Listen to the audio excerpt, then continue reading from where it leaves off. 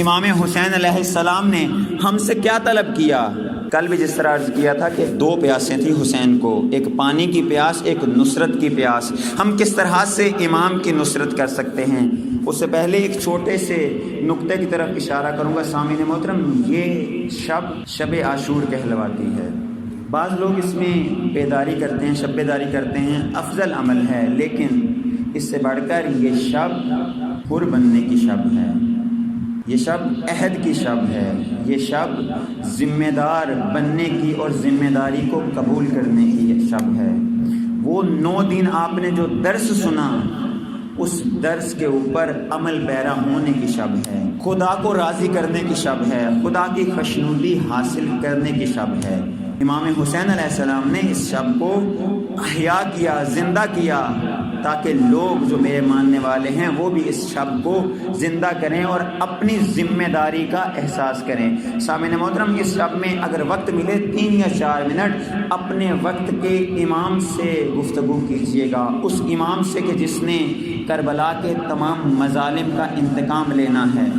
N الطالب بدم المقتول بکربلا، دعائے ندبہ کے جملات ہیں۔ این الطالب بدم المقتول بکربلا، کہاں ہیں وہ جس نے کربلا کے اندر جن کو بھوکا اور پیاسا شہید کر دیا گیا انتقام لینا ہے؟ اپنے وقت کے امام سے سوال کیجئے گا، گفتگو کیجئے گا کہ آیا اے امام میں آپ کی نصرت کے قابل ہوں یا نہیں؟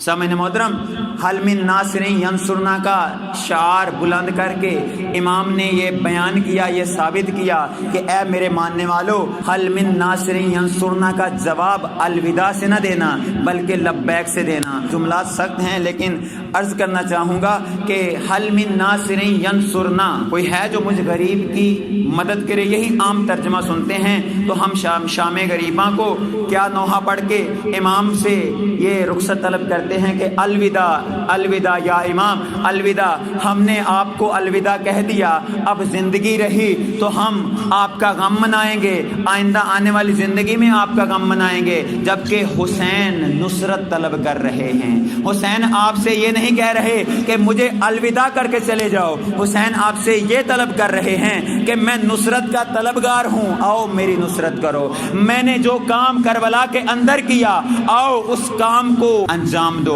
اس کام میں میرا ساتھ دو، میرے ناصر بنو۔ حسین نصرت کے طلبگار ہیں